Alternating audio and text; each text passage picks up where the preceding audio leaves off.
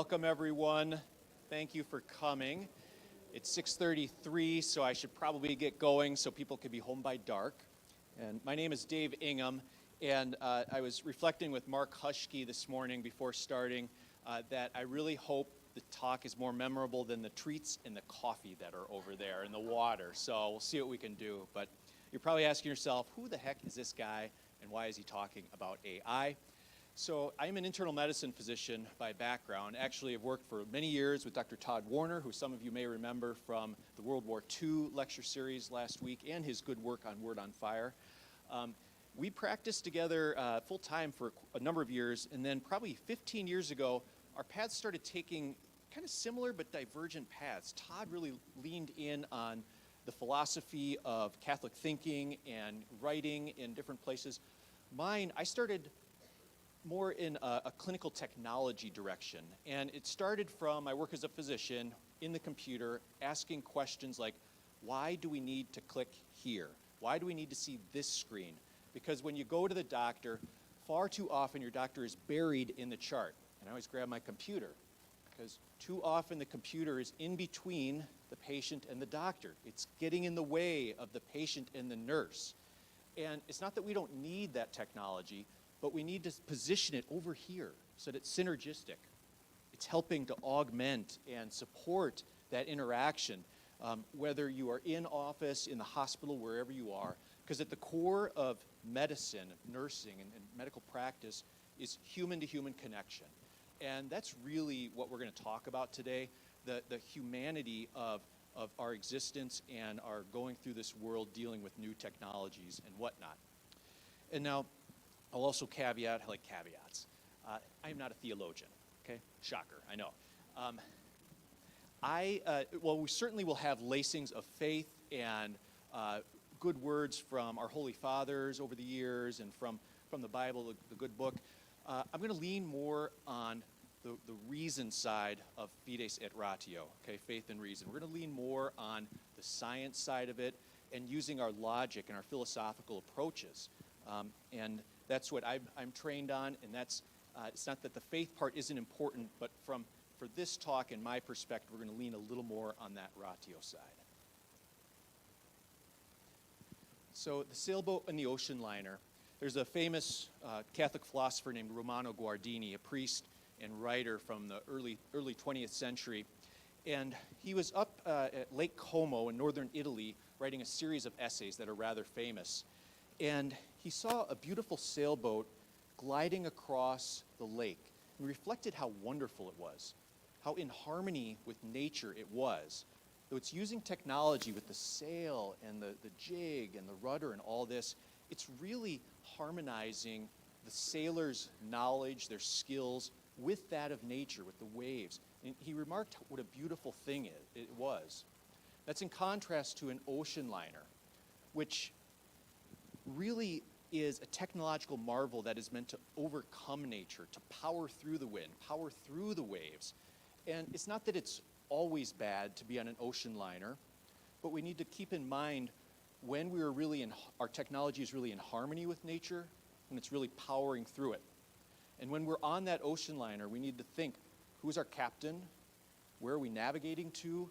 And what is our purpose? So that'll be a theme for today as well. Okay, start you off with a few quotes. Font may be a little small, apologies for that, but Pope Leo has a number of very relevant quotes for our talk on AI and technology today. It says, progress, so technology, must be directed toward the advantage of all. He talks about man's true worth, nobility, being in his moral qualities. He talks about how those with power ought to wield it and use it for the benefit of humanity. And really the key points that Pope Leo is getting at here is that technological change means labor change. Big scale means concentration of power. It can be very dangerous. We'll see some examples today. Efficiency, so pursuing utility over humanity almost always leads to exploitation and the degradation of humans. And then protections often lag technological advancement. So these are really important things, but I have a bit of a curveball for you. This is not Pope Leo XIV that said this, it's actually Leo XIII. around 1891 in his encyclical letter, Rerum Novarum, of New Things. And like Leo the 13th lived through a dramatic period of change, the Industrial Revolution, and we'll run through some of the changes that he witnessed and faced. But I would argue there are really quite stunning parallels between the Industrial Revolution and what we're seeing today.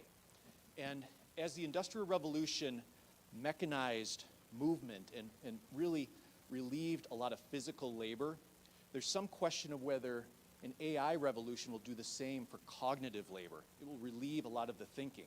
And if it does that, what does that mean for us as people? What does it mean for our society? So these are questions we're going to have to grapple with.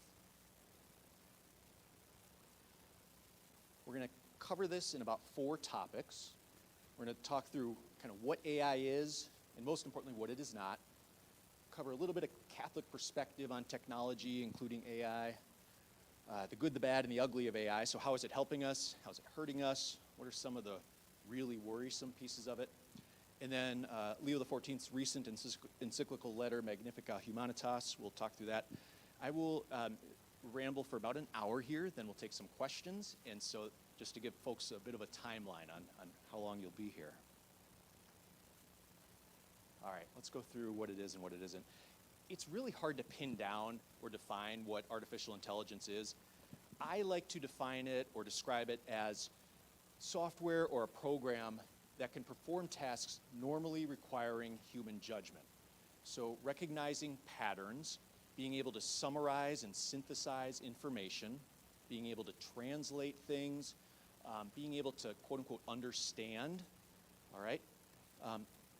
It's really about that taking information and then processing it really like a human would and what normally would require that judgment. This is in great contrast to typical computer programs, traditional computers like a calculator.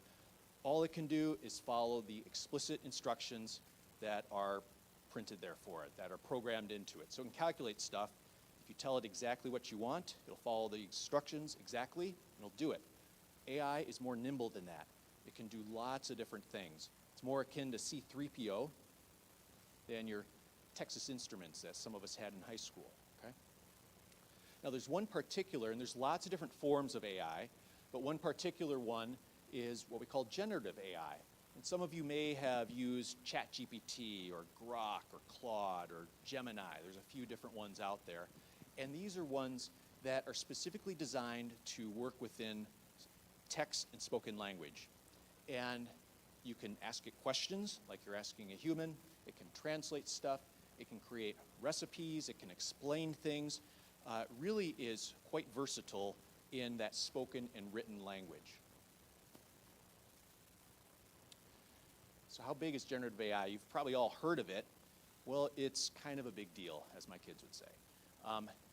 Back in the fall of 2022, ChatGPT hit the scene, and it took 5 days to get to 1 million users. You can see how that compares to Spotify and Instagram and others. To get to 100 million people, so 100 million people on Earth using it, took 2 months. TikTok, which I thought was like the most viral of viral apps ever, my kids just lit up with it. It took them 9 months to get to 100 million users. So lots and lots of people on this stuff. This is a little complex, but just to describe some of, how does this generative AI stuff work? How do we get there? How does the program get made, get produced? First, it ingests an enormous amount of data, like think the entire internet, like everything that's printed and written or you can find on the internet. It ingests that into a giant computer, okay? Then it looks for all the patterns and all the connections in that data, all the spaces where the words follow one after another, different connections between books, between different articles, between different photographs. It creates something of a network that can find these patterns and identify them, and then later reproduce those patterns when it's prompted, okay? And I'm going to admit, there's a little bit of hand-waving in how this works. I would say people don't really understand how generative AI is built. We know it works. There's a little bit of a black box in how we get from data ingestion over to the prompt that some of you have used. And for example, write me a 3-line poem about unicorns in the pattern of Emily Dickinson. And darn it, if it doesn't come up with something that sounds kind of decent. It's pretty impressive. We should note that generative AI is not limited to text, so it can do this with voice, with music, it can do it with photographs, with video, do it with lots of different stuff. It's the same concept. It's ingesting enormous amounts of data, creating that giant map of patterns and network, and then you can interact with it. All right, a little bit of fun here. We got 2 images, I'll say. One is AI generated, and one is a photograph. Who thinks this one is a photograph? Raise your hand. We get a few. Okay. What about this one? Photograph? Oh, we got a lot here. Let's see. Oh, boom. Dang. Shoot. That's pretty good. I don't know. All right. Let's go. We'll give you another shot here. Okay. All right. Here we got another one. Who thinks this one's a photograph? One brave soul. 3. Few. What about this one? Photograph? We got a few. Okay. The majority, I think, got this one. Yep. And so you can see, though, I mean, that's a pretty good image. It's fairly believable. But AI, it often has tells. Again, it doesn't have a soul. It doesn't have a moral underpinning. It doesn't have experience. It has not lived and loved like humans have. So it's kind of making it up. And there are often tells that we as humans, with our experience, with all the knowledge we've gained through our lives, can see. And so a smart guy like Father Andre would be like, Dave, that arm's a little weird, right? It's a little bit long, okay? And Rick Delorier this morning, would say, Dave, why on earth would they build a hut like 3 inches from the shore? That doesn't make sense. So the AI, it's getting things wrong, okay? And at first glance, it looks good, it looks right. But there are tells and there are things that we as humans can still pick up on. And this is going to be true in AI's writing, in photographs, images it creates, videos, all these types of things. But I will say it's getting better and better. It's harder and harder to find those tells, but they're there. Okay. This is probably the hardest concept, but it's really, really important. And so I'm going to spend a couple minutes on it. AI cannot be conscious. It cannot be self-aware. It absolutely cannot. It's an extremely important concept. But it's already really, really, really good at faking it. Okay? If you interact with a generative AI model, I guarantee it'd be really hard to find those tells, really hard, and you will think you're interacting with a human, okay? We already saw some images that it can produce. It's really good at faking emotions, faking or implying consciousness, okay? Now, why not? Again, I'm not a theologian, but first, it doesn't have a soul, okay? It is the work of human hands, so by definition, it is not conscious or like us, okay? But again, on that reasoning side of the dove's wings, consciousness, it's not reducible to computation. You can't just upload memories or something and suddenly it can compute and know things, all right? Another really important part, brain tissue is not the same as silicone and copper. So computer is copper. We can't presuppose that copper and silicone can support consciousness, all right? There's no evidence for that. We've never seen it. It doesn't exist, all right? And now I'm going to go through kind of a tough concept, but we call this the Chinese room argument. And the idea here is that we have kind of a black box room with a smart person in there. I joked this morning it was Rick Delorier, smart, but he's not speaking Chinese or Japanese or anything like that, right? So we put Chinese symbols in this side, let's say a handful, 5, 6, and then what is going to happen is Japanese symbols come out that mean the same thing, okay? In the middle is Rick with a whole bunch of textbooks that show if you see this Chinese symbol, then you output this Japanese symbol, okay? And he's smart, he can do it, okay? He goes through all the books. And so we have 5, 6 Chinese symbols come out, and then the correct Japanese symbols come out. And what would that look like to an outside observer? What would we think? Rick's a genius. He speaks Chinese and Japanese. If we looked at this, we'd think that he's in the black box translating and understanding and articulating what's happening, but he doesn't. He is following the rules of the books. And so understanding does not equal imitation. He's imitating, knowing what the words mean, knowing how to translate. And that's exactly what generative AI is doing. We put in a prompt, it goes and has all its patterns, all its books in its box. It's a lot faster than Rick, but what it puts out, it does not understand any better than Rick does when he puts the Japanese out, okay? Super important concept. It's a black box, it's doing something, and it seems like it knows, it seems like it's conscious, but it's not. Okay, I got a couple of heavy topics here, and we'll lighten it up, don't worry. Empathy. AI is pretty good at faking empathy too. There's always studies that come out that say, we compared, had patient medical messages, and we had the AI write a response, then we had some doctors write a response, then we judged which ones were better. And most of the time, a little embarrassingly for me and my colleagues, the AI gets voted better. It gets voted as more empathetic, more caring, these types of things, okay? But I would say, what does that mean? What does it mean to just sort of state the right words without anything underpinning it? And so if a AI said to you, I'm sorry for your loss, it's like almost the most empty and meaningless thing that could happen because it has no experience. It's never loved, it's never lost, it's never experienced grief, okay?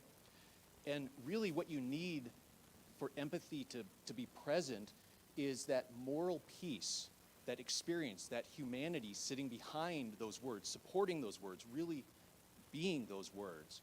And what I would say is that communicative empathy, so what the AI is really good at, without underlying moral engagement, what it can't have is hollow performance.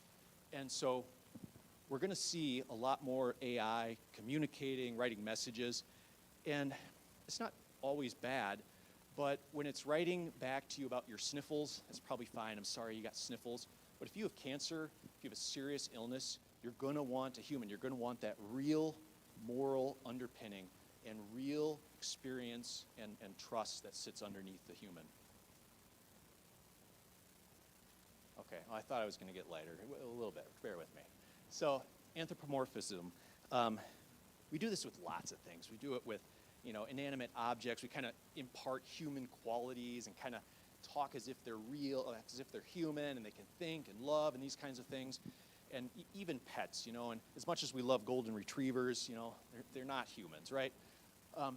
And so there are 4 different degrees of AI anthropomorphism. First is courtesy. This is things like saying please and thank you, which when you're interacting with a clerk at Target, that's good. Being polite. Hey, please, thank you. Have a good day. AI doesn't know what you're saying. It doesn't understand. Yet we still, as humans, sort of respond to it with these pleasantries, these courtesies, okay? The next degree is reinforcement. It gives us an answer that we like. And we may say something like, good job, nicely done. It's sort of getting us to the next layer of interacting with it as if it was a conscious being, okay? The third is role-playing. We ask it to play a part in something, and it does it. It does it really well. Again, you can't always tell that it's a computer. The last one is companionship, where you're interacting with it on the level of another human, as if they're your friend, as if they're a loved one. And this is happening, and we're going to talk a bit later about why this is rather dangerous, and I'm really quite worried about it. So what kind of drives this? Part of this is on me. Part of this is the language we use is really inaccurate. We're using human language to describe things the computer's doing that really aren't accurate. And already you've probably seen me say, like, the AI thinks, the AI learns, the AI knows. So we struggle with this language piece, and this is something we're going to talk a little more about, but something we got to figure out. What language are we going to use so that we're not anthropomorphizing the AI? All right, this one, so Amara's law, just to show that we're only on the very cusp of what this AI technology is going to do and where we're going. So as humans, we tend to overestimate a technology's impact on the short term and underestimate the long-term impact. If you think about the internet, mobile phones, and GPS, so mid-90s, I'm a teenager, I'm downloading a single MP3 music file on my dial-up modem, and I thought it was awesome. I thought it was amazing, right? And now if I had my phone here, 25, 30 years later, whatever it is, I could play any song that's ever been written on Spotify. We would have never conceived of that back in the 90s, okay? GPS, see a few gray hairs in here probably remember having a Texaco road map and you're trying to figure out what road you're on and where to go. There's a few young Gen Zs in here too. They maybe don't know what that is. They'll have to Google it. But now, fast forward, we had those big block GPS finders we put on our dashboard, okay? And now, literally, we have phones that guide us everywhere. I like to joke that my kids, without their GPS on their phone, I'm not sure they could find the mailbox at the end of the driveway. Very dependent on it. They use it all the time, okay? And so, a good example of how we probably overestimated early on, underestimated long term. With AI, we are going to have societal impact, and I think there's probably two different paths that it may take. So one is kind of like the internet, that transformed the way we did things, but not what was done.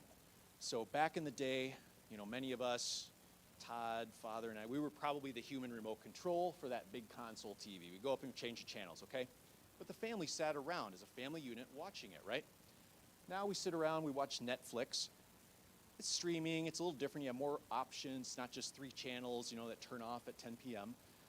But the ritual's the same. We sit around as a family and we watch the TV, okay? The modality's different, but the ritual's the same. Same with writing. Though I think we've lost something with handwritten letters, we're still communicating. We write texts, we write emails, okay? We all used to shop at Sears, or at least many of us, would go to the rack of tools and buy something. Now we get it on Amazon. Again, method change, ritual stayed the same. Stark contrast to the Industrial Revolution, transformed what people did and where they did it. So they used to live small villages, agrarian lifestyle. They lived and worked right at home. Their kids worked with them. They were together all the time. The workday was the daylight. They didn't travel. They were poor. There were 3 classes, the ancien regime, the clergy, the nobles, and the people. Okay? Industrial Revolution, we have factories, we have machines, everybody moving into the city. You now go to work. You punch a time card. Your shift is your work day. Children are going to school.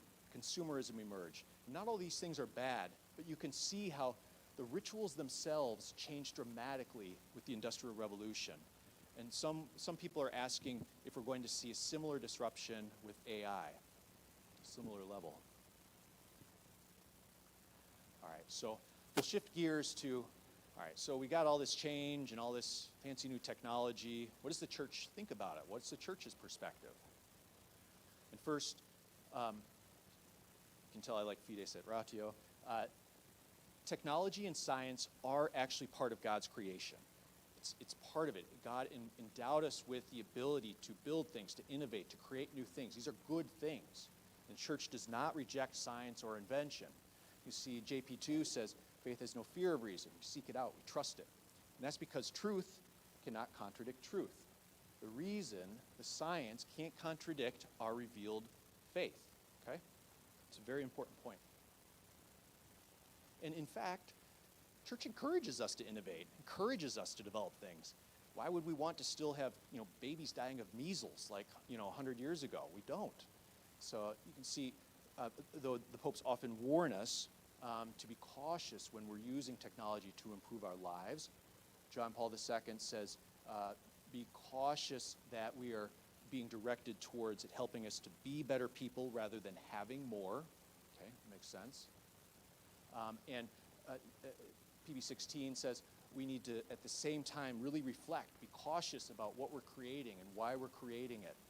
And then Pope Francis really started turning up the warning lights on this, saying that every advance often is connected with profit, and we lose sight of human dignity and the risks to humanity.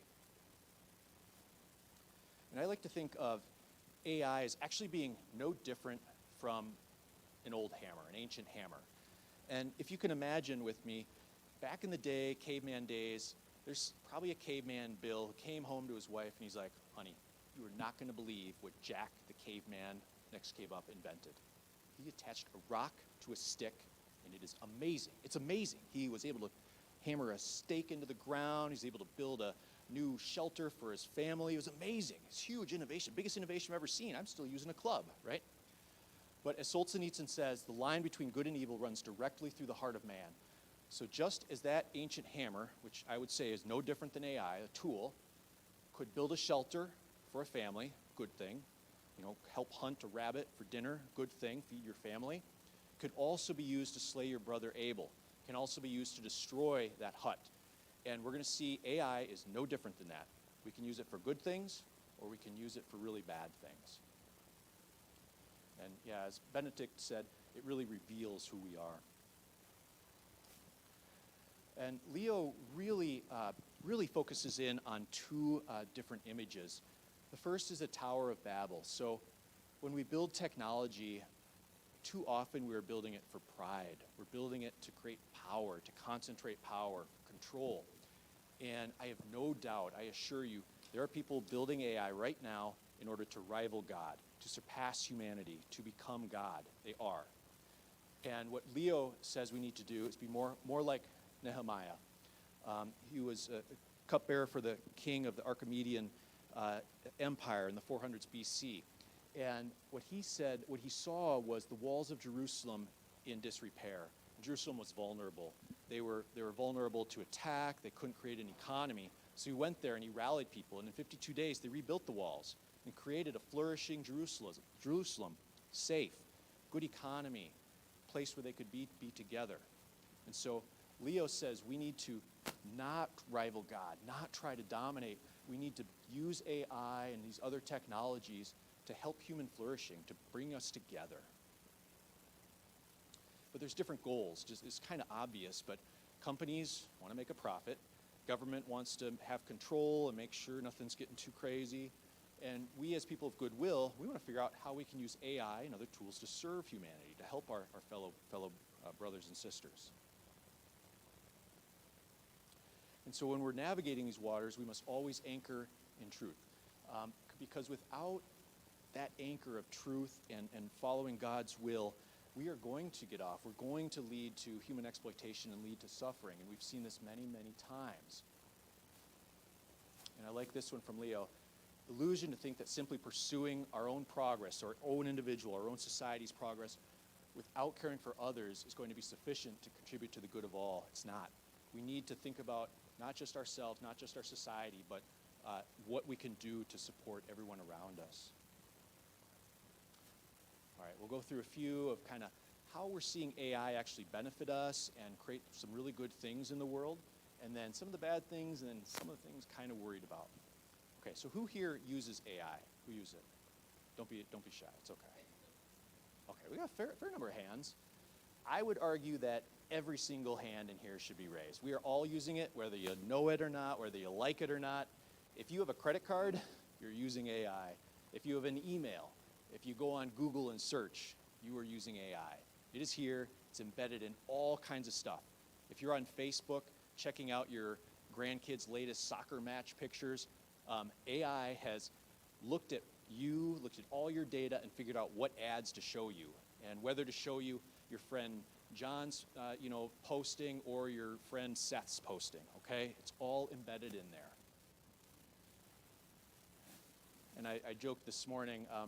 The only people not using AI are probably cloistered nuns. Okay, it's that ubiquitous. So, I'm a physician. I spend a lot of time working through, and I forgot to mention, I think, so physician, but I started going down the technology path. I actually now I have a fancy title as Chief Digital and Information Officer for Alina. And that means I oversee all the technology for the system, from our data centers, cybersecurity, and the AI piece. And so this is some of the AI that we have deployed. A couple of these I'm pretty darn proud of. It's helping patients. It's helping people like us in the room here. In the radiology space, in current state, if you go in and get a scan, the radiologist will look at the scan in the order in which it was received. So first one in, first one out, go down the list. They may have 15 scans waiting in queue. A few months ago, we embedded an AI program that reads all the head scans that come through the system, and it looks for problems. And if it sees a problem, it alerts the radiologist. And so about 2 weeks after we implemented this, had a young woman, about 26, come in with some vague symptoms, kind of dizzy, kind of some headaches, but nothing really too serious on exam in the ER. They did a head scan, turns out she had a big bleed in her brain, okay, very serious bleed. Well, the AI noticed that, paged the radiologist immediately, red lights, you need to look at this right now. Radiologist pulled it up, saw the bleed, they got the neurosurgeon up, they got the surgical team ready. She was down in the OR probably 45 minutes faster than she otherwise would have been. Hard to say if that saved her life or changed the outcome, but really good anecdote and example of how it's not replacing the radiologist, it's not replacing the expert, but it's supporting them and giving them a safety net and a space to have that backup when there is something serious. AI scribes, I heard from somebody just a few minutes ago, they were into an appointment today, and the doctor said, hey, do you mind if my AI assistant listens in? We use this, we have hundreds of doctors using it. As I was mentioning, too often the doctors were buried in the computer, we're buried in the notes, we're looking for stuff. And then afterwards, we have to go and write a note. It's time consuming and it's hard, and we want to be home with our families. And so the AI can listen and then draft a note. It's not perfect. Sometimes it makes minor mistakes. Sometimes it's a little too wordy or lengthy. Sometimes it uses a semicolon when we like a comma. So it's not perfect, but it's pretty darn good. And so a lot of doctors are using this now, and it's helping them to either care for more patients or get home, have dinner with their kids, see their families. These are good things. Colonoscopy is another one. Polyps are really hard to see. There's a reason that Dr. Warner and I are not gastroenterologists. We can't see this little stuff, right? There's other reasons too, but AI can help that GI doc spot polyps. This is good. We don't want to miss those. We want to have our colonoscopy done once and then we're set, right? These are good things. It can help us know capacity management, fancy health administration, for how do we figure out where to put patients that is best for the patient, best for the system, best for all our resources. Sometimes it's best to keep people in small regional facilities because the doctors there can care for them. Sometimes it's best to come up to Abbott Northwestern where you have all the latest, greatest, and you even have really good doctors like Dr. Witten sitting over here, okay? Medication development. AI is really good at identifying things like how proteins fold, really complex stuff, identifying possible new targets on bacteria for antibiotics and so forth. It still needs people. It's not going to develop new medications and whatnot on its own, but it's really quite good at identifying new possibilities. So we're already seeing medication development that is progressing years faster than it otherwise would have. And this will lead to better medicines for us and likely cheaper because producing a medication is really, really expensive. So wouldn't it be great if we could take some of that cost out? Productivity, this is a big thing for big summary of AI is really good at reading things, summarizing things. It's really good at translating languages. I was overseas recently and I got these AirPods. My kid said, try out the translation thing. Put it in and sure enough, they're speaking French, I'm hearing English in my ears. Really pretty incredible. Now I couldn't communicate back, okay, so that was a problem. But it's pretty impressive how the AI can translate that. And again, going back to that black box, that room, it doesn't know what it's translating, but it's taking the input, running the rules, putting out the output, okay? Photos. If you take a photo on your phone nowadays, AI is running through it. It's editing it for you. It's adjusting the brightness, the contrast, the color, all this stuff. It's all automatic. It's all in there. It's in all of our health and fitness type stuff, so I know how many steps I didn't walk today and how many more it wants me to, things like that. So it's really in a lot of places, particularly where language is involved, if you have grammar checks and things like that on any of your programs. Who here has ridden in a Waymo? Oh, we got a couple. Oh, we got a few. This is a really hip and trendy crowd. This morning there was none. I was the only one. So the left is a photo I snapped. I was in San Francisco actually at a AI conference, sat on a panel there. And then the outside, you got all these, laser things and sensors and whatnot. They're pretty impressive, I have to say. I actually felt really quite safe. It's a little weird at first.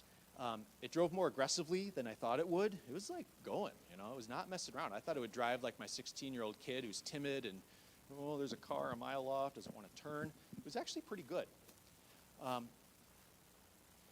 There's good and bad to this, I would say. Some folks will say, What about the taxi drivers who could lose their job? What about the Uber and Lyft drivers who may lose their job? Say, some may lose their jobs. I think there's space for both. I kind of like riding an Uber because I actually like talking to the drivers, like asking them about their life, how long they've been driving, what are their hopes and dreams, these types of things. That's good. But, at 1 in the morning when my 22-year-old daughter needs a ride home, do I prefer that she ride in an Uber with a complete stranger, or would I prefer that she's in a driverless Waymo? I don't know. It's a good question. Who has seen these driving around here lately? Yeah, okay, I've seen one too. They're coming to Minneapolis. I'm still unsure how they're going to do in the ice and snow. I'm like, really? They're going to be able to stop in time? I don't know. So we'll see. But this is probably the fullest demonstration of AI that is doing everything that a human would normally do, and it's out there, and it's in our world, and it's only spreading. All right, this is my favorite Mark Twain quote. So just like humans with certain psychiatric conditions can hallucinate and kind of make up things, the AI seems prone to creating things out of thin air too. And I like to joke, it's not a feature, it's a feature, not a bug. So though the programmers try to take that out, I think it's here to stay. And the reason for this, I've contemplated, why is this? And I'm pretty sure it's because the programming incents guessing. It sends guessing over saying, I don't know, about maybe being wrong. And it's kind of like teenage kids, often wrong but never in doubt. And that's really what generative AI is. It always says it's right, it always acts like it's right. And then if you question, if you push back, it's like, well, maybe I am wrong. And then it's like, oh, you're right. You're right to push back. It's really interesting. And what I think, it's kind of like a multiple choice test where, you get it right, that's great. If you get it wrong, there's no penalty. So you might as well guess. Maybe you get it right. I think that the developers of Gen AI need to start disincenting, penalizing errors. If you give a wrong answer, you lose points. It's bad. So that at least it'll tell us when it doesn't know or give us a level of certainty, things like that. Deepfakes. A few years ago, I was really worried about deepfakes. I thought we were going to have images that take real images and mix them with computer to create novel images. Before, about a year ago, the biggest one was Pope Francis in this super expensive, like puffer coat from who knows where. My favorite comment about this came from GQ magazine. They said, though we know it's a fake image, it was real in our hearts because he looked so good. And I think he looks pretty good in that, huh? It all matches, all right? But I would say things are changing a bit. This business in Iran, we have images that are getting viewed millions of times before they're identified as being fake. Here's some examples. It's a big deal. And with the elections coming and so forth, I am worried this is only going to get worse. And yet, just like those images we looked at earlier, there are tells here. Our human cognition and our heuristics can see things that aren't quite right. But look at this. We got this B-2 bomber. It's literally landed, crashed like 100 feet from that giant flag. Come on. We got the pilots come out. It's a little too staged, right? It's a little too fake. I know Iran has a lot of drones, but come on. It's able to light up this thing, all this. Come on. That can't be real. Tel Aviv being bombed with missiles. If you really look for the tells, those missiles are coming from all different directions. That is impossible. They would all be coming in the same, okay? So just to illustrate, even when folks, for nefarious reasons, are trying to create things, we still can sometimes tell. I used to talk about bias within AI. It creates a bias or it's trained on the wrong data. Now I talk more about values. And like it or not, AI programs all have values, so to speak. The question really is what values the programmers put into that program, okay? And if you think about it, this is not always good or bad. It's not always nefarious, but it has real consequences. So if you think of, let's say, a medical program that's intended to help us diagnose things, have better diagnoses. If you're an ER doctor, you probably want it to be really, really fast because you're in an emergency situation, okay? And if it goes fast, you may sacrifice some accuracy. If you're an ER doc, it's probably okay. But if you're a nerdy internist like me or Todd, we're sitting there thinking for a long time. We don't mind if it takes 10 minutes. We want it really accurate. don't care if it's slow. And so there's trade-offs there. And those are not necessarily good or bad, but we need to understand what those trade-offs are. We need to have that printed out, what those values are, really visible and aware for us. Within the military, we have more and more AI embedded in military applications. All these drones that are flying around, there's a lot of AI. And so the programmers need to consider, are we going to minimize casualties or favor completing the mission? It's a big deal. And then we're also going to have to program in, does it have authority to take action? Can it pull that final trigger? I'm going to say emphatically, no, we cannot let it pull that trigger when it's life and death situations. It comes back to the hammer. They're imparting values, if you will, and shading a hammer into a war hammer or, a construction hammer. There's real consequences for when we do that. All right, this is possibly the most important slide that I want to communicate to everybody here. AI is not your friend. Yet companion apps are proliferating. People are starting to have relationships, connections, if you will, with different Gen AI models. And you can ask a Gen AI bot to kind of be whoever you want it to be. Be your best friend, you want to be romantic intrigue, you want it to be a person from history, any of these things, and it can mimic it, mimic it very well. And what can go wrong? We have a lot of people who are lonely, isolated. We have a lot of depression throughout our society. Wouldn't this be a good thing to have them interacting? Well, let's study it. Let's see what happens. Well, at MIT, they took 1,000 people, gave them a companion app and said, why don't you use this? The people who didn't use it much, not much impact, but if people who used it a little more, or more than just a little bit, they had more isolation, more loneliness, okay? Their depression worsened. And if people were introverts at baseline or, had a bit of, what's the term, the spectrum stuff, they were even more prone to having loneliness and isolation because of it.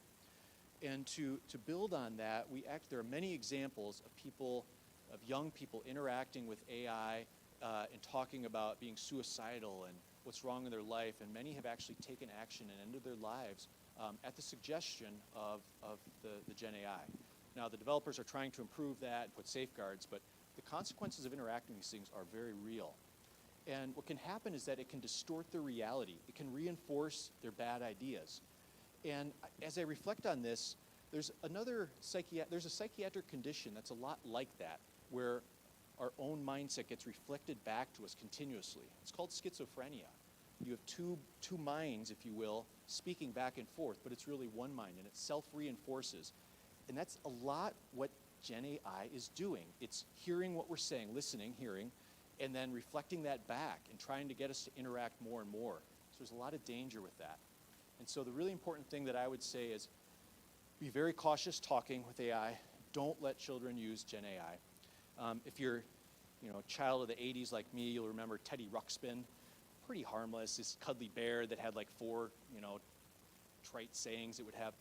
I promise in the not too distant future, you're going to have bears and dolls and things that have Gen AI microphones and speakers embedded in them that are talking and interacting. And I think it's hard as adults to sort of step back from the Gen AI and not interact with it. I'm afraid that children are going to build emotional attachment to this inanimate object, and that could be very detrimental for their emotional health and development. So just kind of a warning for the parents and grandparents in the room. I would really, really urge caution with kids around generative AI. Okay, environmental risks. My kids get really excited about this one. And I know there's this fraught with landmines and political stuff, so I'm going to try to stick with just the facts. I know a lot of you know Dragnet, okay? Keys here, so risk to environment is real. It uses a lot of water, a lot of electricity. You have to mine a lot of rare earths, which can be devastating to certain spaces when you mine, okay? But I will note, again, just the facts, the AI impact on water and electricity are local. They're not national. They don't cut across the entire world. They're very, very local, so that's important to keep in mind. My kids often say, Dad, it's polluting the water. They're putting chemicals in. Data centers don't pollute water. I run 2 data centers.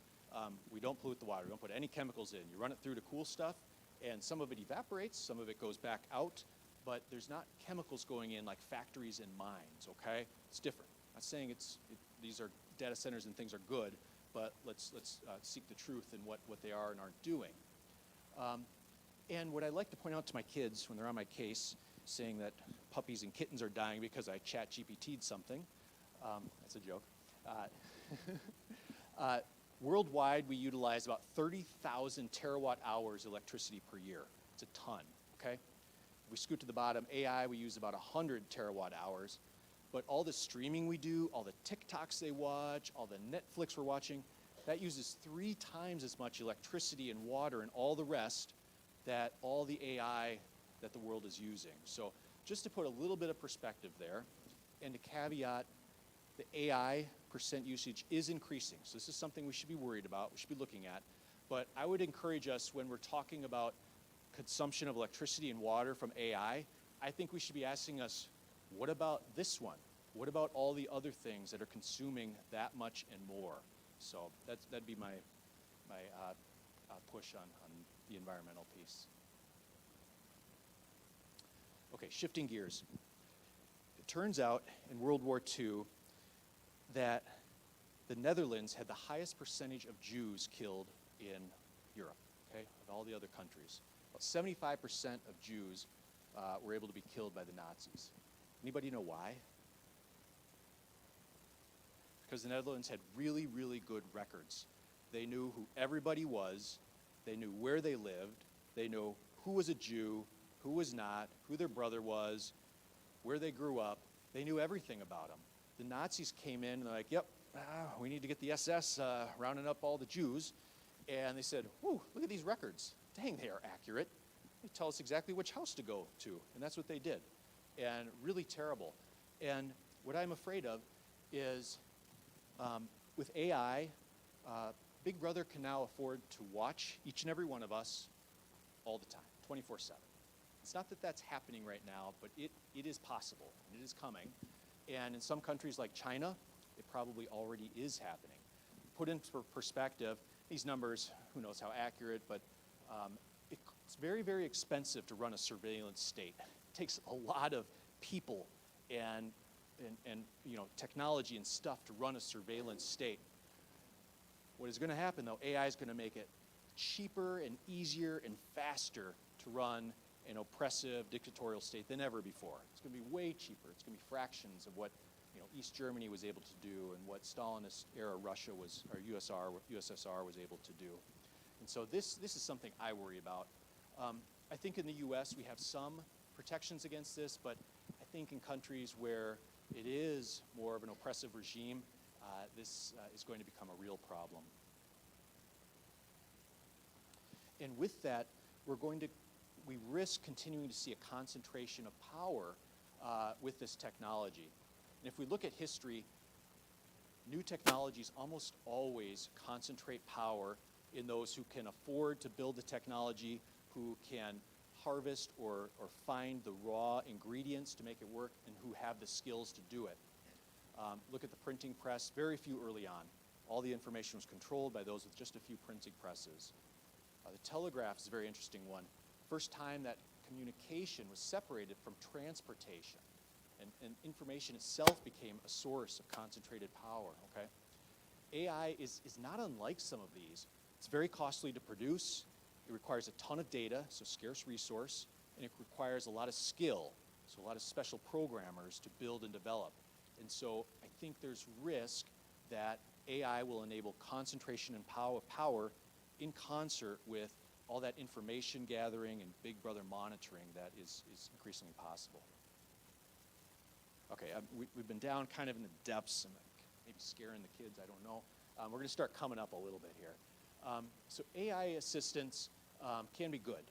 I think just like that sailboat, just like a bicycle, these are things that really can be in harmony with our world, help us carry more, accomplish more, whether it's with a wheelbarrow or a sextant. But there are risks when the tool becomes a crutch. It starts to not just help support us to do more, accomplish more, but we can't do anything without it. I'm a little embarrassed, but I now have only one phone number memorized. I don't know anybody's phone number without my contact list, okay? Now, I know there's a few folks in here probably amazed by that, but I am so dependent on my contact list. If I lost it, there's only one person in the world I could call, okay? So not that that's terrible. Like, I don't know, and I don't memorize phone numbers, but there's risk to that, and it is absolutely a crutch. If all of our pilots on airplanes overuse autopilot, will their skills suffer when they actually need to fly? I don't know, but I think it's a risk. Am I dependent on PowerPoint to give a presentation? I don't know, maybe. Could I stand here for an hour and talk without it? I don't know. Maybe it's a crutch. So just as we're engaging with new technologies and new tools, keep in mind how much you're using it, what you're using it for. Are you an expert out of the gate? Is it kind of supporting you in being able to get by and accomplish the task? All right, we're going to shift gears again to looking at how ought people like us, people of goodwill, if I may, engage AI and other technologies. And we'll lean heavily on Leo XIV's recent encyclical letter. I like caveats, so one caveat. The church, it comes out, it meets people in a secular world, okay? It doesn't pretend that we live in this, bubble that is just the church, just our wonderful St. Therese community. It knows that we all go out, we have jobs, we have families, we go out. And, we all know and love Dee Dee. I like to joke, even Dee Dee needs to leave the church sometimes. She needs to go get groceries. She needs to go get fresh flowers for the altar, right? Everybody must go out sometimes. And so Pope Leo says that's okay. We need to engage with the secular world. We need to accept it. And need to really engage ourselves in shaping those secular forces. And the church also acknowledges, second caveat, change will happen. Like, the way the world is today will not be the same tomorrow, okay? And that also is okay. And we can't simply rely on past papal teachings. As much as I like, the oldies and goodies from John Paul II, from Leo XIII, all these guys, we need to continue to ask God, lean on sacred scripture, lean on the new writings from people like Leo XIV, to interpret the new trends, the new technological advances. We need to acknowledge that change will happen, and though those technologies change, we also need to know that our principles won't, and that's what's going to protect us and help us engage in a really meaningful way. So on engagement, Leo XIV encourages us, just like Nehemiah, we can't be passive. We can't just be commentators sitting on the side, armchair quarterbacks. We need to be out there engaging, having conversation. We need to be with our children, with our grandkids, when they're on digital tools, when they're, exploring this new continent of digital technology. We have to be out there, prepared to enter the construction sites of history. I love that line. Okay, caveats out of the way. Couple very emphatic things to get across. I would say we must demand that humans are in control for serious decisions. We may embed AI in the military drones or whatnot. Say we must demand that a human be in control when a life or death decision is going to be made. When a job is going to be gained or lost, it must be a human making that decision. When serious things like criminal sentencing, whether you're going to go to jail or not, we cannot let the AI be in control. Now, can it support, can it gather the evidence, summarize things? Sure, that's all good, that's great. But it cannot be the arbiter of serious decisions. And that all sounds great. We're all sitting here like, yeah, that makes sense, Dave. Like, why are we even worried about it? Well, because complacency is going to come. The AI, it's going to get really fast, it's going to get really easy, and a lot of our leaders are going to say, well, let's just let it do it. It's pretty darn good. It's correct 99% of the time. What's the big deal, right? I think there's evil in that. One thing that actually can help us here in the United States, you may have noticed we're kind of a litigious society. Got a few attorneys in the U.S., right? And so one way that we can help protect ourselves is keeping humans as the legally responsible entity with these AI tools. So instead of saying passing the buck, passing responsibility, accountability to the AI, well, it's the program's fault. No, it's the programmer's fault if it gets it wrong. It's the company. It is the humans that are behind it that are responsible. And so I would argue we must continue to press for accountability and legal responsibility for the folks making all these tools. And that's fine in the U.S. There are countries, not to name names, but I think China is at risk of pushing for that utility more than the humanity, pushing towards the efficiency that moves humans to the side and avoids the responsibility and the key decision making for humans. Here's another one. I'm a little passionate about a couple of these. So on personhood, we must adamantly oppose any sort of talk of personhood for any AI entities. This may sound crazy, may sound totally wild. Dave is off his rocker. I guarantee this is coming. Maybe not tomorrow, but in the years to come, this is coming. People are going to start saying that electronic entities are people, they're persons, they have personalities, they're conscious, all this stuff. We must oppose that. And if you say, all right, well, where do we start? I think it starts with our language, and I am as guilty as any, okay? I say the AI thinks, the AI uses. We sometimes say he or she on some of these things. I think we need to avoid that. AI system generated, calculated, always refer to it as an it. I think be kind of rude to your AI. Like, I'm not polite to the chair when I sit down. I don't say, please, chair, will you support me? No, I just put the chair there. I think we need to interact with AI as a tool, as what it is, okay? And that will help ward off some of this move towards personhood for inanimate AI technology. And I would say, as I've written in bold, the words we choose today will shape the boundaries of tomorrow, so we must be prepared. I'm almost done. Leo has a few recommendations in Humanitas, Magnifica Humanitas. He says, let us remain faithful to the truth, exclamation point. He's on it, he's pumped, okay? Let's pursue wisdom rather than immediate results. Let's be careful for anthropocentrism that starts to remove the human from the state of grace that we all seek and starts to put other inanimate objects in our place. Let's be careful. Let's invest in education. Let's say, congratulations, you're all here. You're all learning about this. That's good. That's what Pope Leo's asked you to do. Accompany children into that digital world. One point I think is really good. Leo encourages us to think about the digital world as a new continent to be evangelized.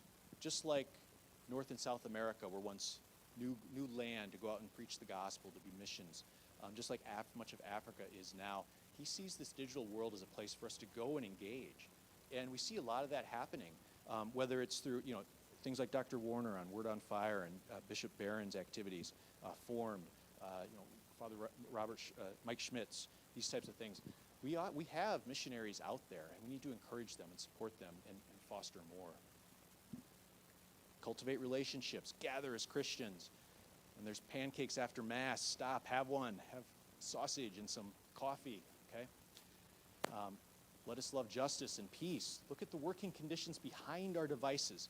There are a lot of kids working in a lot of countries in order to us all have our phones and whatnot. And not that there aren't things being done to try to stop that or to mitigate that, but I think we want to keep an eye towards what is happening behind that curtain. And there will continue to be mechanisms of profit and manipulation and war that we need to be vigilant around. And apparently, accompanying children, it's so important I have it twice on there. So, all right, and then moving from one great thinker in Leo XIV to another just tremendous luminary thinker in our own Father Andre, a few practical tips, yeah. He said, walk in the grass, get outside, get off your phone, leave the technology alone, be in nature, it's good. Visit people.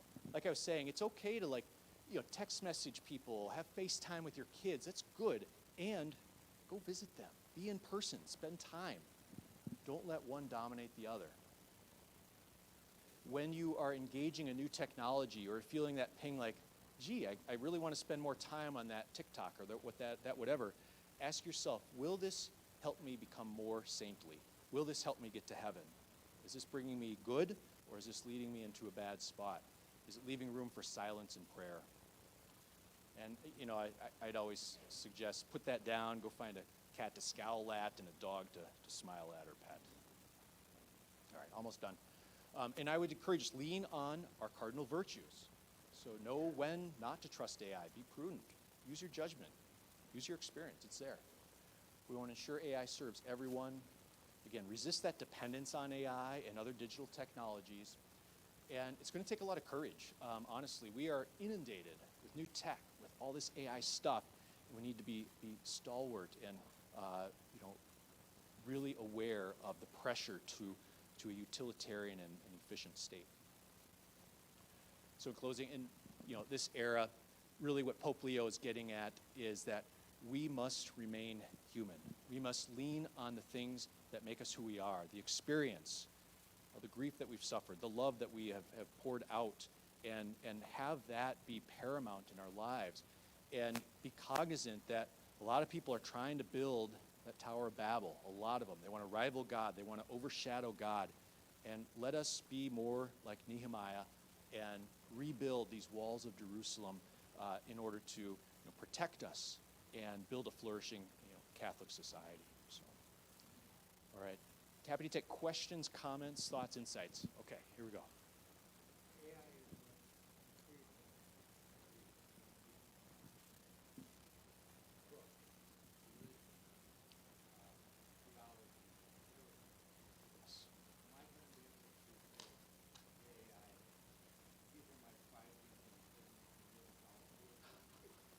The question is, AI is getting so much knowledge, it's gathering so much information, will he be able to confess his sins and have it absolve him? Of course not. Only Christ can absolve you through our good Father Andre and through others.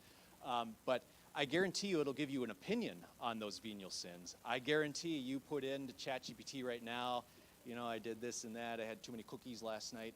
I guarantee you it'll give you an opinion on that. Yeah. Right here. Then we'll go back. Yep.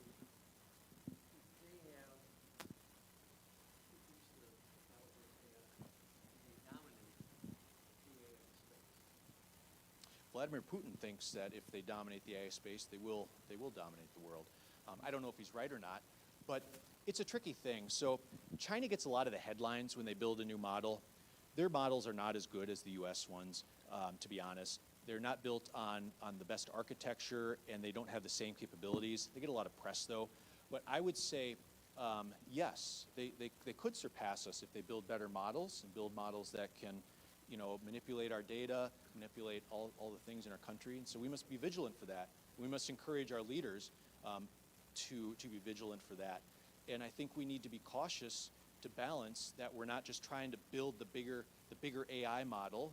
We've had nuclear arms races. We've had all these races. I think we should engage China in discussion. Like, hey, how much energy do we need to expend on new AI models? Are the ones we have good enough? Should we collaborate on some? So I think there may be a middle ground too. And Bob, yeah.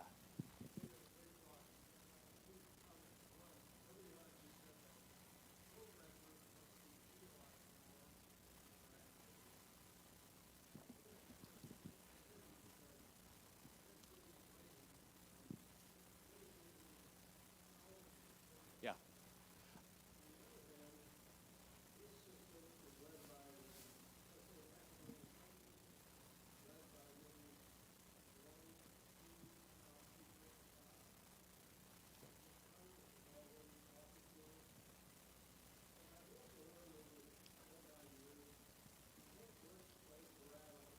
Yep.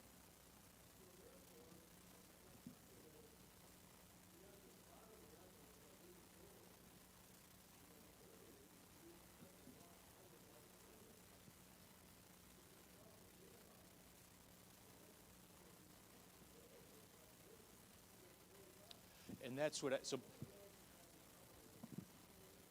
yeah.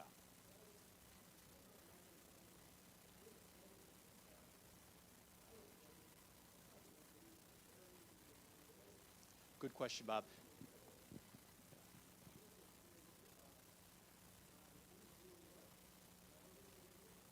Yeah.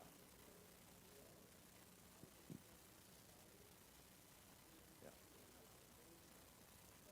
Yeah. So Bob's asking, Dave, would you really penalize the programmer rather than the leaders of the company? I may have misspoke. I'm not saying that the programmer should be penalized. I think the programmers need to have the AI model be penalized when it gets a wrong answer. So tell it you are getting the wrong answer, that's bad. Don't do that. As opposed to just guess until you get a right answer. So I'd say the programmers not punish them in that model is describing, but change the incentive so that the program says when it's wrong, when it doesn't know, when it doesn't have the right answer. And I'd agree, Bob, I don't think it's the programmers. I think it's the leaders who are guiding the companies. I think they bear the moral responsibility and the obligation to direct the programmers to build things that are going to promote human flourishing, going to encourage a safe and just society. So it's not that the front level folks that I would punish. I think they're doing their job. But I think the leaders who are setting the course, the captains of those ocean liners, those are the people that I would hold responsible. Yeah, they are.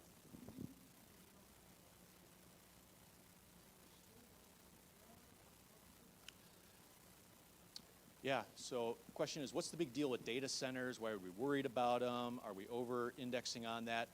And so why do we need data centers? We need them for two reasons. One, we need them to churn all the data to produce new AI models. So that's a small part of the data centers. We also need them to move all the data that we all use every single day. Every time you're running Netflix, every time you're checking your bank account on your phone, every time you're sending a text message, all this stuff requires data centers to process the data, to move it across the world. So it's really us who are demanding more data centers is another part of my point.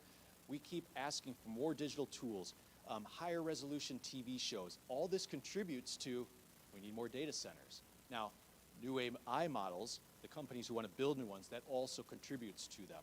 So the reason more data centers are needed in some respect is because we're asking for them. We're demanding them every time we pull out our phone and turn on our TV. So I think that's an important point. And data centers are very controversial. There are, and I only touched the surface, sometimes they come in small communities. These are huge behemoths. And sometimes they can lower the water table more than they really should. And so that's why I say the impact is very, very local. So it can affect it. And that's why there needs to be study. We need to see when the company promises it's going to create 1,000 jobs. Well, let's dig in on that. How many jobs will actually be created, will actually remain after a data center is still there? Are there new noises and all these things? And so I don't want to come off as anti or pro data center. I use my phone all the time, so I'm saying I want data centers. We all are. And yet we also need to, I think, keep decisions local when it comes to the data centers.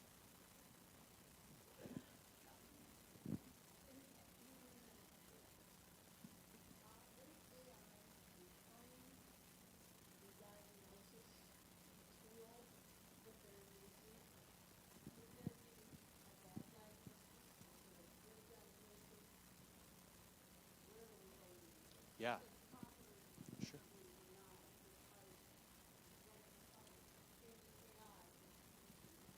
Yeah, so two pieces there. The first is how much is AI driving medical diagnosis in our clinics, in our hospitals? How much are folks like Dr. Warner, Dr. Witten using AI for diagnosis? I'd say some, a modest amount. It's more of a supportive role, though. It's not saying, hey, think about this diagnosis. We'll query the AI. Gee, I know I want to use this medication. What's the best dose given this patient's kidney function and other factors? And it helps us get to a right answer. Now, we don't mind when an expert like Dr. Witten or Dr. Warner use it, because if it gives a wrong answer or it comes up with something that isn't quite right, they're an expert. They can see that and be, just like that woman's arm wasn't quite right, I'm not sure that's right. And they will check it. They will find out, okay? And that's why it makes me nervous that we have young medical students and residents who are leaning a lot on AI to find answers, to look up information. I think there's risk that it will become a crutch for them. And so that's a really important piece. The second part of the question was, are my medical treatments being denied because of AI? No. They're being denied because of the rules that the insurance company writes into the insurance programs and that everybody agrees to. The AI is helping to take those rules and apply to what's going on. AI can actually help us in this space, though. So right now, many of us have experienced or had loved ones experience a claim being denied. Doctor says we need surgery. It gets kicked over to the insurance. It gets denied. It comes back. You got to fill out more paperwork. And I pulled all my hair out because of all the stress of writing prior auths and all this stuff. The AI can actually help us in this. So what we've deployed is a tool that actually looks at your chart when the doctor says, I think you need surgery. It'll though go then ask the insurance company, very briefly, hey, this is what we want to have done. These are the reasons. These are the medical conditions. It applies it against the rules. And in real time, it will pop back and say, yep, you're going to be approved, or, ooh, no, that looks like it's going to be denied for this reason. This is all instantaneous. And then it can say, this is why. And then the nurse or the person there can say, ooh, I'll have the AI check. Do we have that? In an instant, you get the information, push it back. Some denials are appropriate because those are the policies, those are the rules, and they can be changed. But a lot of denials are inappropriate. It's because the information wasn't gathered accurately and sent over and then responded to. That's what AI can help us get rid of. In real time, we can see what's the information we need, what's the right answer, and get that over for that approval so we don't get sucked into this cycle of denials and prior auths and so forth. So, one more? Okay. Your medical school just started. Yeah. By the time you're done, it's going to be 10 years from now. You're really in. 4 years, 10 years, you go through this whole education. So if you look at that scan and then using AI to diagnose things, what's it going to be like? I have no idea. I think it's Yogi Berra said, it's really hard to make predictions, especially about the future. I have no idea what it's going to be. I think it's going to be different than now. Some of these specialties like radiology, they're going to see dramatic change. They absolutely are. The more cognitive specialties, I believe, will be very similar in the future, similar to what they are now. They'll be different. I believe, I'm an optimist, I believe you're going to be looking your doctor in the eye more often. I think you're going to have more authentic connection with the nursing staff and whatnot. Now, there are pressures against that, but these technologies can help us claw back some of that administrative burden that we have buried our nurses and our doctors and others with. In theory, it should be easier to get an appointment, yes. Now, that said, we have what we sometimes lovingly refer to as the silver tsunami. So again, I see a few gray hairs out there. We have folks retiring at an unbelievable clip. We don't have enough nurses and doctors. And so we're going to be wrestling with this. We don't have enough clinicians, and yet we have more and more folks who need care. And hopefully the technology can augment and help extend doctors and nurses, but we're going to see troubles here because of that mismatch. A couple more. We'll go to Dr. Warner quick. Dave, great, just terrific talk, and I hope everybody got a chance to see it. Our perspective, we're so blessed to have such a great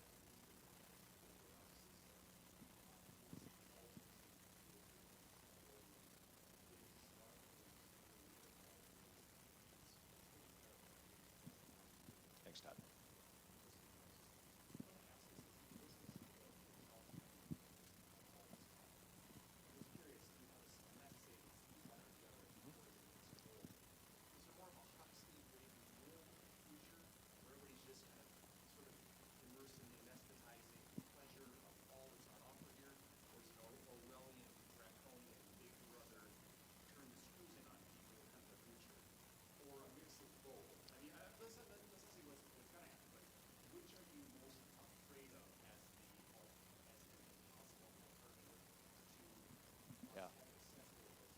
So the question is, we're going to see Brave New World, Aldous Huxley, where everyone's sort of like mellow, we just kind of live, or is it going to be more George Orwell, 1984, where the state, we have an authoritarian state like Eastern Germany, where you have an informant for every 60 people.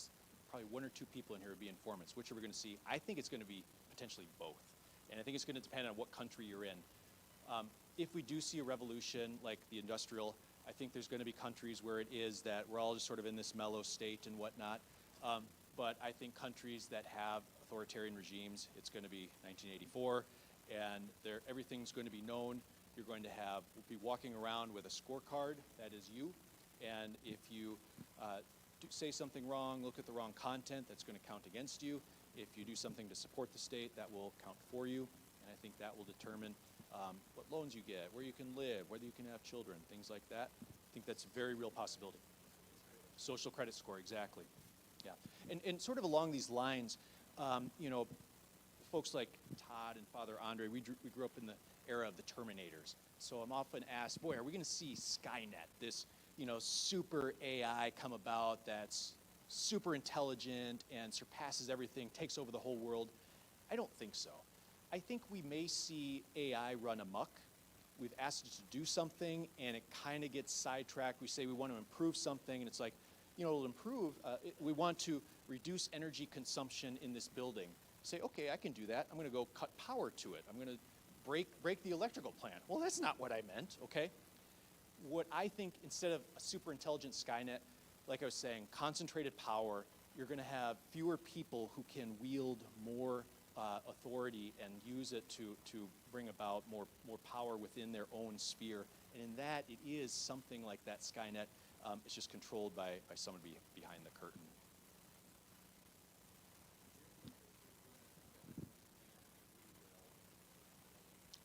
Will?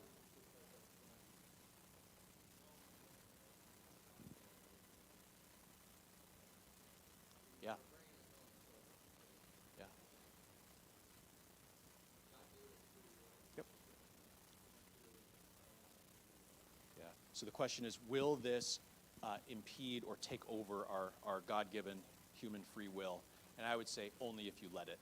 If you let the AI run your life, tell you where to go, tell you what to think, let it spoon feed you all the information, you're probably at risk. If you remain a critical thinker, engaged in discussions like this, and ask questions, and lean on Holy Scripture, lean on all the things that our Holy Father Pope Leo is telling us, I think we will absolutely retain our free will, and we will stand courageous against it, actually. Did I see one?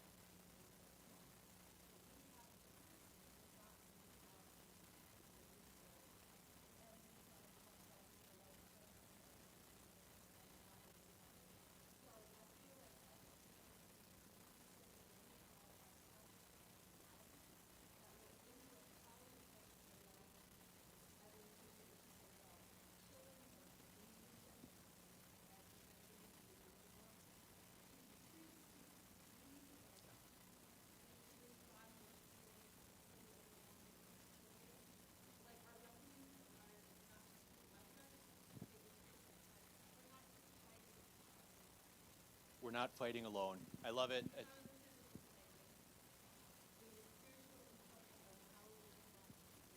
I love it. That's so good. I think we should end there. So let us retain our humanity. Let us lean on the Virgin Mary, lean on Jesus, lean on our faith, and go out courageously into the world and interact with these technologies. So thank you. Thank you, everybody.